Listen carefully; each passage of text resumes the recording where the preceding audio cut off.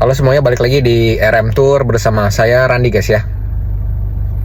Oke, hari ini saya mau bahas mengenai topik yang penting ya. Ini sering ditanyain oleh para calon peserta ya, terutama ini mengenai kegalauan ya. Kegalauan mengenai cap paspor ya.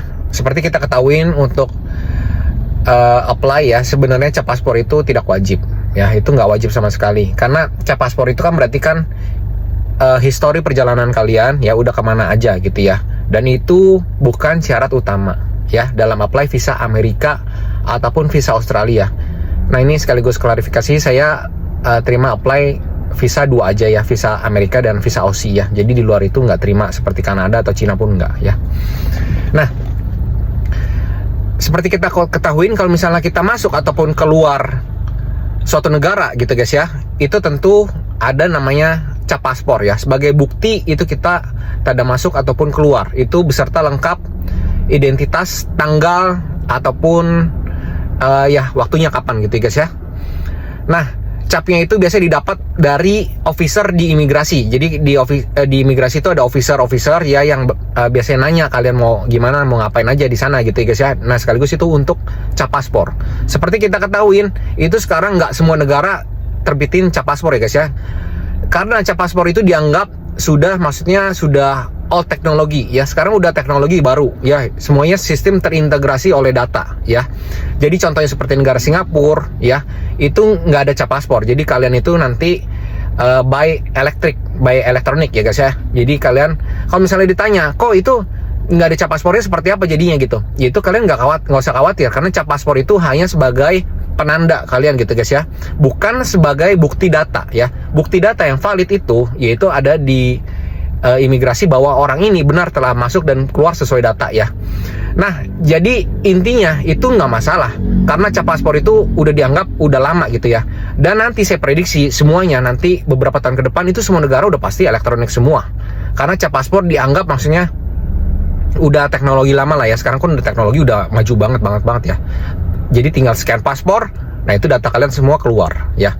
Nah ini berlaku untuk apply visa apapun sebenarnya ya. Cuma memang saya khususnya kan apply visa negara Amerika dan Australia gitu guys ya.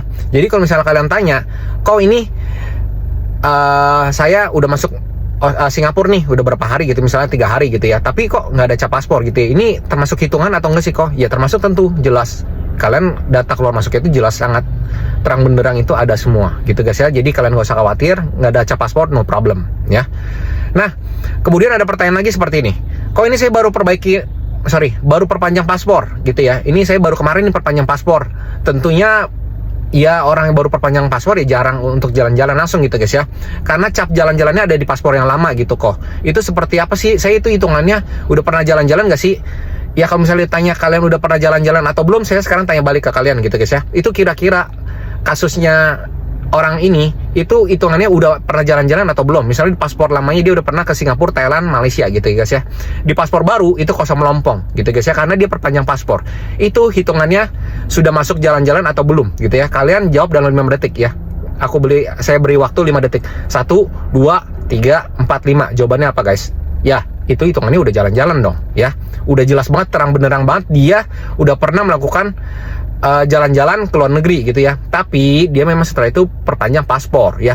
Perpanjang paspor itu bukunya yang baru, bukan data yang baru ya guys ya. Datanya masih sama ya, karena memang data perjalanan dia ya tentu tersimpan ya di sistem data, itu masih tersimpan gitu ya.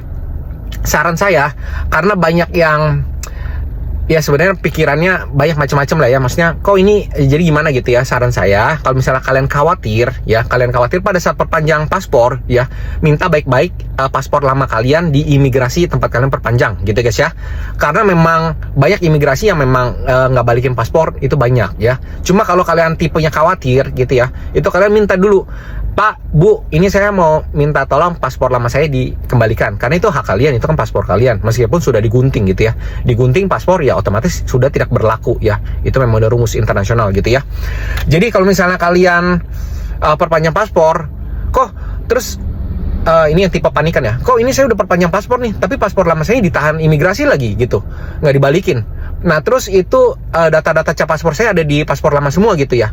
Itu kalian nggak usah khawatir, nggak usah panik ya guys ya. Itu cukup kalian nanti di scan paspornya segala macam, itu datanya keluar semua waktu di imigrasi, waktu di embassy Amerika ya guys ya. Ataupun waktu kalian memasukkan data input ya di kedutaan Australia gitu guys ya. Jadi kalian semuanya data keluar semua ya guys ya. Jadi kalian tenang semua. Oke. Data pasti tersimpan dengan baik, cap paspor pasti tersimpan semuanya di database imigrasi guys ya. Oke, demikian semuanya video saya hari ini mengenai cap paspor ya guys ya. Semoga mencerahkan kalian semua. Oke, see you on the next video. Dadah guys.